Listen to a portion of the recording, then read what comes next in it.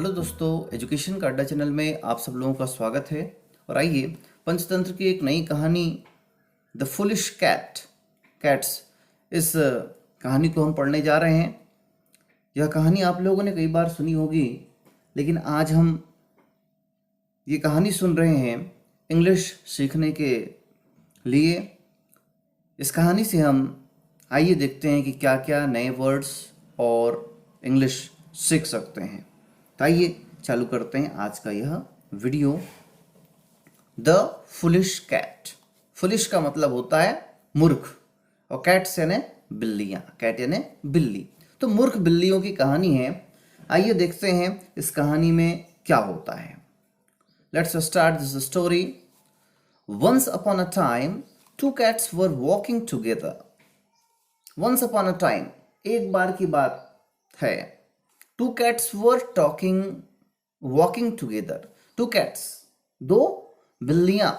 वर, यहां पर देखिए वाज नहीं लगा है ना। वाज क्यों नहीं लगा है? क्योंकि यहां पर कैट्स लिखा हुआ है। टू कैट्स, दो बिल्लियां हैं। यदि कैट बस होता तो वाज लगता है ना। और वाज इसलिए लगा है, यहाँ पे वर इसलिए लगा है, वेयर इसलिए लगा है क्योंकि ये पास्ट की बातें हैं, भूतकाल की बातें हैं, कहानी है। यदि अभी होता तो ये क्या हो जाता? Cat is, cats are. लेकिन ये पास्ट टेंस की बात है, इसलिए two cats were walking together. Walk यानी होता है चलना, टुगेदर यानी साथ साथ, यानी दो बिल्लियां। एक बार की बात है कि दो बिल्लियां साथ साथ चल रही थी। One of them saw a huge piece of bread lying on the road. One of them यानी उनमें से एक, सी यानी देखना, देखा a huge piece of bread. Huge का मतलब विशाल होता है, विशाल, बहुत बड़ा।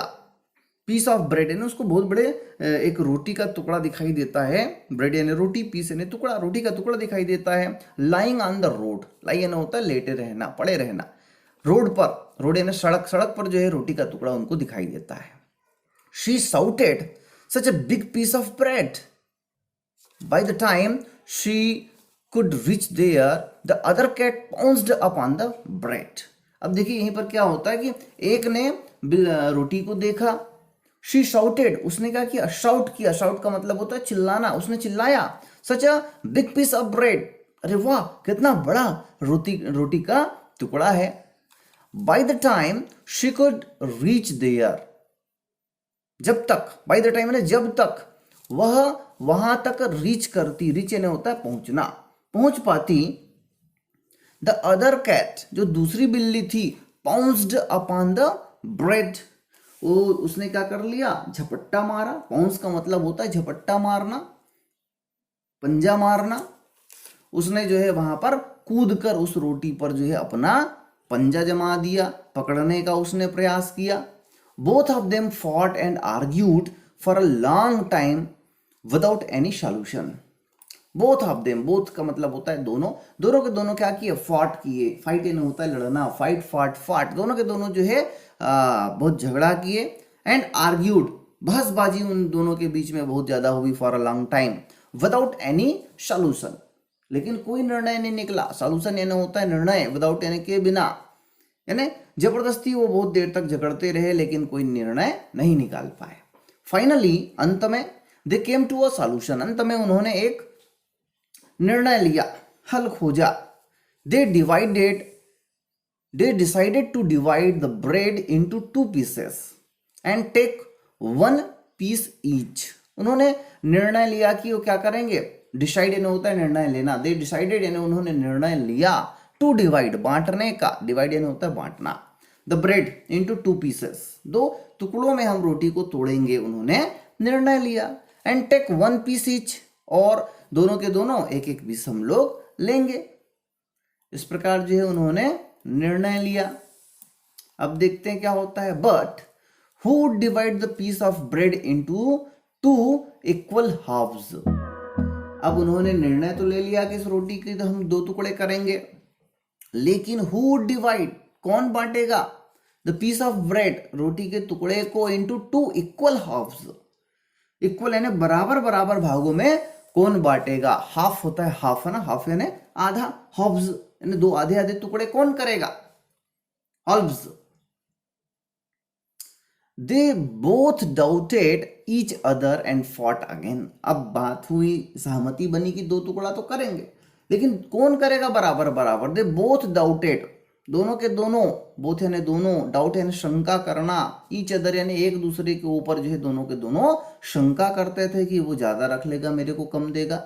एंड फॉट अगेन, फिर से जो है वो दोनों के दोनों, अगेन यानी फिर से, फॉट यानी लड़ाई होना, दोनों के बीच फिर से लड़ाई होने लगी, दोनों के दोनों लड़ने लगे। In the meanwhile, a monkey passed the two fighting cats and thought of taking advantage of the situation. In the meanwhile, इसी दौरान, जब वो झगड़ रहे थे, a monkey passed, मंकी यानी बंदर, पास यानी गुजरना, गुजर रहा था, द टू फाइटिंग कैट्स, दो झगड़ते हुए बिल्लियों के बीच से, एंड थॉट, उसी समय उसने थॉट किया, सोचा, उसको विचार आया, ऑफ टेकिंग एडवांटेज, टेक यानी लेना, एडवांटेज यानी लाभ।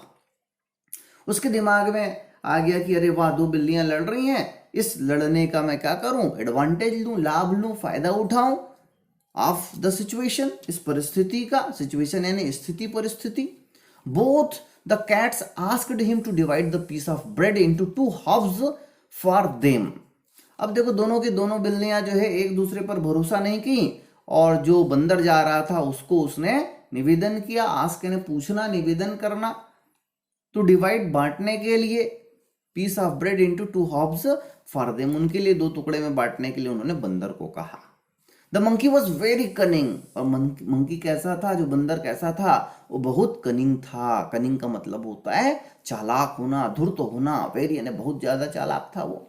ही broke the piece of bread into two pieces and held in each hand, उसने जो है दो टुकड़ों को, ब्रेड के दो टुकड़े किए और दोनों टुकड़ों को जो है हाथ में उसने रखा। He shook his head and said, oh no, the two parts are not equal, उसने हाथ में रख लिया और उन्होंने कहा कि अरे, ओ नो, अरे ये तो जो है, the two parts are not equal, ये दोनों के दोनों जो है बराबर नहीं है। वन इज स्लाइटली बिगर, उसने कहा कि अरे इसमें से एक तो स्लाइटली यानी थोड़ा सा बिग है, बिग यानी बड़ा, बिगर यानी थोड़ा सा बड़ा है।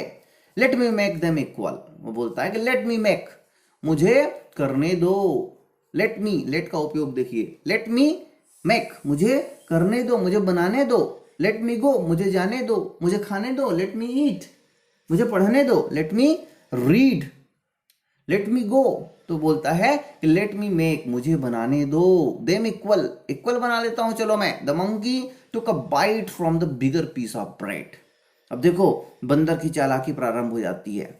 उसने क्या किया, रोटी के दो टुकड़े किए, हाथ में रख लिए, और उसने कह दिया कि अरे रे रे रे, ये तो एक बड़ा हो गया, चलो मैं इसको बराबर करता हूं। इसके लिए उसने क्या किया, टुक अ बाइट, उसमें से एक टुकड़ा ले लिया, बाइट किया, चबा लिया, बराबर करने के लिए।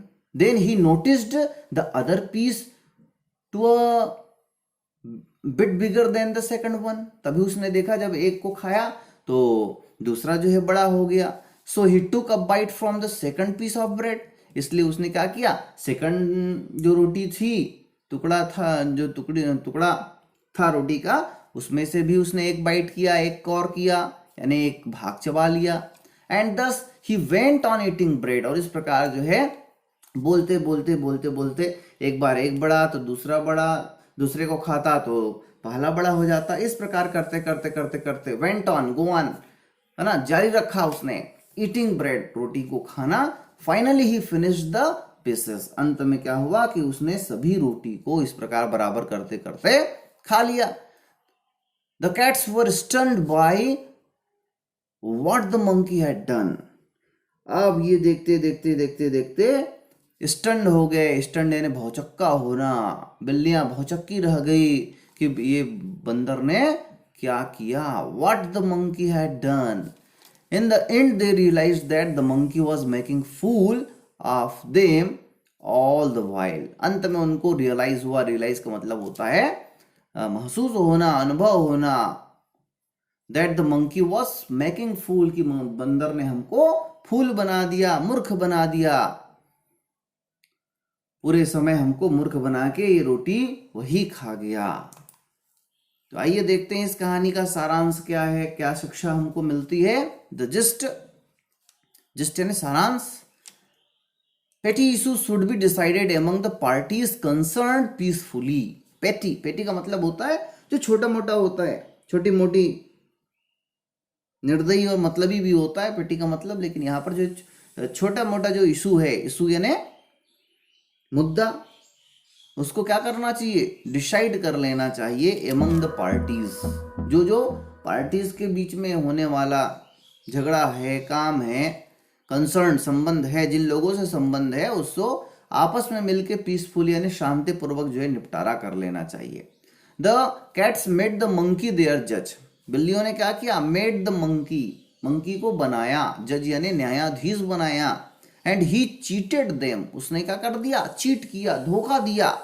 Them they lost the whole bread in the fight for the half pieces.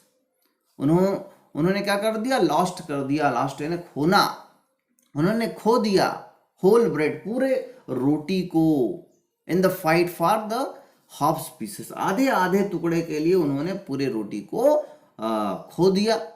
The third party gets the benefit in a fight between the two. इसलिए इसमें हमको शिक्षा मिलती है कि दो के झगड़े के बीच में किसका फायदा होता है, थर्ड पार्टी, तीसरे का फायदा हो जाता है। बेनिफिट यानी लाभ होना, फायदा होना। इसलिए हमको कभी भी लड़ना झगड़ना नहीं चाहिए।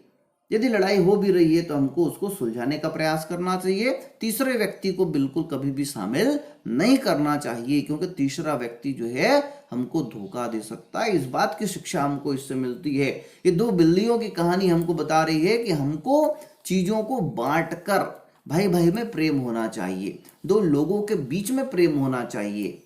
और यदि आपको जो है दो मित्रों के बीच में प्रेम होना चाहिए, साथ ही साथ एक दूसरे पर जो है इन्होंने क्या किया था, शंका किया था, तो हमको शंका नहीं करना चाहिए। चलो भाई बांट लेते हैं, बांटने में यदि, तोड़ने में यदि थोड़ा बहुत ऊपर नीचे हो जाता है तो हमको क्या करना चाहिए, एक दूसरे पर विश्वास करना चाहिए और धैर्य का परिचय देते हुए, चलो थोड़ा सा ज्यादा हो गया, कोई बात नहीं, आप ले लो। यदि इस प्रकार वो करते तो उनको कम से कम आधी आधी रोटी तो मिल जाती। लेकिन उन्होंने आधा आधा करने के लिए जो है तीसरे इस बंदर को जज बना दिया, और ये बंदर जो है चालाकी पूर्ण जो है क्या किया,